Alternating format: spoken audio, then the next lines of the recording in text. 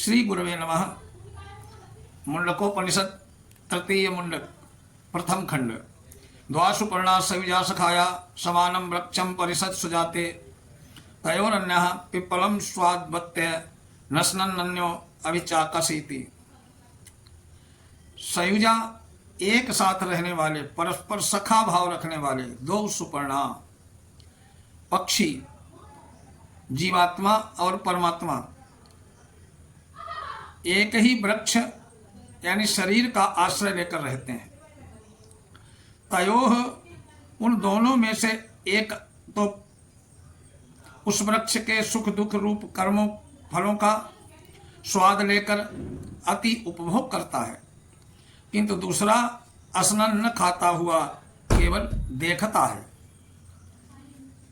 समाने वृक्षे पुरुषो निमग्नो नीशया शोचत मुह्यमाना जुष्टम यदा पश्यत्यन्मीश मत्स्य महिमा नमिति वीतशोकः। बोले कि पहले वर्णन किए हुए शरीर रूप एक ही वृक्ष पर हृदय रूप घोंसले में रहने वाला एक जीवात्मा जब तक अपने साथ रहने वाले उन परम सुहृद परमेश्वर को नहीं देखता, शरीर में ही आसक्त होकर इसी में निमग्न हुआ रहता है, अर्थात शरीर में अतिशय ममता करके उसके द्वारा भोगों को भोगने में ही रचा पचा रहता है, तब तक असमर्थता रूप दीनता से मोहित होकर वो नाना प्रकार के दुख भी भोगता रहता। जब कभी भगवान की निरहेतु की दया से अपने से भिन्न नित्य अपने ही समीप रहने वाले परम सुहृद परम प्रिय भक्तों द्वारा सेवित ईश्वर को, उनकी ओर आश्चर्यमय महिमा को जो जगत के सर्वत्र भिन्न भिन्न प्रकार से प्रकट हो रही है प्रत्यक्ष कर लेता है, तब वो तत्काल ही सर्वथा शोक से रहित हो जाता है, शोक से छूट जाता है। यदा पश्यते रूपम वर्णम कर्तारमीशं पुरुषं ब्रह्मयोनिं तदा विद्वान पुण्य पापे विधूय निरंजनः परमं साम्यपैति। बोले कि पूर्वोक्त प्रकार के परमेश्वर की आश्चर्यमय महिमा की ओर दृष्टिपात करके उनके सन्मुख जाने वाला दृष्टा जीवात्मा जब उनके सबके नियंता ब्रह्म के भी आदि कारण संपूर्ण जगत की रचना करने वाले दिव्य प्रकाश रूप परम पुरुष परमेश्वर का साक्षात्कार कर लेता है, उस समय वो अपने समस्त पुण्य पाप रूप कर्मों का समूल नाश करके उनसे सर्वथा संबंध रहित होकर परम निर्मल हुआ ज्ञानी भक्त सर्वोत्तम समता को प्राप्त हो जाता।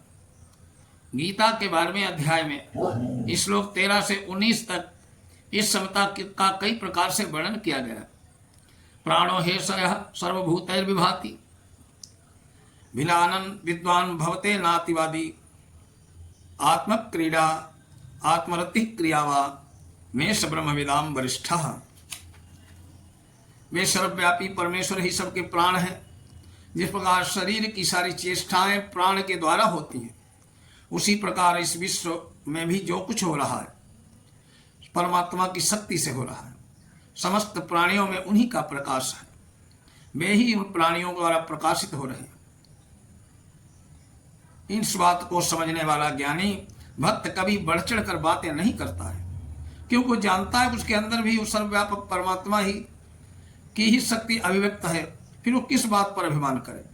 वो तो लोक संग्रह के लिए भगवद आज्ञा अनुसार अपने वर्ण आश्रम के अनुकूल कर्म करता हुआ सबके आत्मा अंतर्यामी भगवान में ही क्रीड़ा करता है।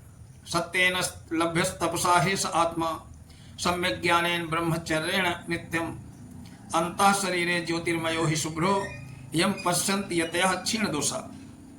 सबके शरीर के हृदय में विराजमान परम शुद्ध प्रकाश में ज्ञान रूप पर ब्रह्म परमात्मा, जिनको सब प्रकार के दोषों से रहित हुए प्रयत्नशील साधक ही जान सकते हैं, वे परमात्मा सदैव सत्य भाषण सबश्चर्या संयम और सार्थ त्याग और ब्रह्मचर्य के पालन से उत्पन्न यथार्थ ज्ञान द्वारा ही प्राप्त हो सकते हैं।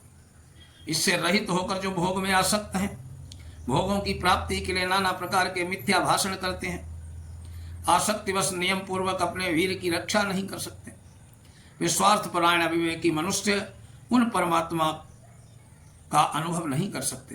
क्योंकि वे उसने चाहते ही नहीं। सत्यमेव जयति नानृतम सत्येन पंथा विततो देवयानः नेनाक्रमन्ते ऋषयो ह्याप्त कामा यत्र तत् सत्यस्य परमं निधानम।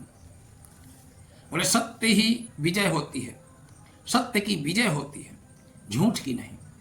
अभिप्राय यह है कि परमात्मा सत्य स्वरूप है, अतः उनकी प्राप्ति के लिए मनुष्य को सत्य की निष्ठा, सत्य की प्रतिष्ठा होनी चाहिए।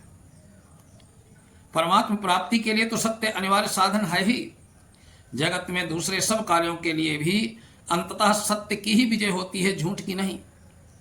जो लोग मिथ्या भाषण, दंभ और कपट से उन्नति की आशा रखते हैं, वे अंत में बुरी तरह निराश होते हैं। मिथ्या भाषण और मिथ्या आचरण में भी जो सत्य का आभास दिखाई देता है, जिसके कारण लोग उसे किसी अंश में सत्य मान लेते हैं, उसी से कुछ क्षणिक लाभ भी हो जाता है, परंतु उसका परिणाम अच्छा नहीं होता। बृहच्च तद्दिव्यमचिन्त्य रूपम सूक्ष्माच्च तत्सूक्ष्मतरम विभाति दूरात् सुदूरे तदिहान्तिके च पश्यत्तु हैव निहितम गुहाया। वे परब्रह्म परमेश्वर सबसे महान, दिव्य, अलौकिक और अचिंत्य रूप हैं, अर्थात उनका स्वरूप मन के द्वारा चिंतन में आने वाला नहीं है। अतः मनुष्य को श्रद्धा पूर्वक परमात्मा की प्राप्ति के पूर्व कथित साधनों में लगे रहना चाहिए। वे परमात्मा अचिंत्य सूक्ष्म रूप से भी अत्यंत सूक्ष्म होने पर भी साधन करते करते स्वयं अपने स्वरूप को साधक के हृदय में प्रकाशित कर देते हैं। परमात्मा सर्वत्र परिपूर्ण है, ऐसा कोई भी स्थान नहीं है जहां वे न हो। अतः वे दूर से भी दूर हैं। जहां तक हम लोग दूर का अनुभव करते हैं, वहां भी वे हैं और निकट से निकट भी हैं, अपने भीतर भी हैं। अधिक क्या देखने वालों में ही उनके हृदय की रूपी एक गुफा में छिपे हुए। अतः उन्हें खोजने के लिए कहीं दूर जाने की आवश्यकता नहीं है। न चक्षुषा गृह्यते नापि वाचा नान्यर्देवच तपसा कर्मणा वा ज्ञान प्रसादेन विशुद्ध सत्वम ततस्तु तम पश्यते निष्फलम निष्कलम से अध्यायमाना। उस परब्रह्म को मनुष्य आंखों से नहीं देख सकता। इतना ही नहीं, वाणी और इंद्रियां द्वारा भी पकड़ में नहीं आ सकता। नाना प्रकार की तपश्चर्या और कर्मों के द्वारा भी मनुष्य उन्हें नहीं पा सकता। उन अव्यय अव्यरहित परम विशुद्ध परमात्मा को तो मनुष्य सब भोगों से मुख मोड़कर निष्प्रह होकर विशुद्ध अंतःकरण के द्वारा निरंतर एकमात्र उन्हीं का ध्यान करते करते ज्ञान की निर्मलता से ही देख सकता है।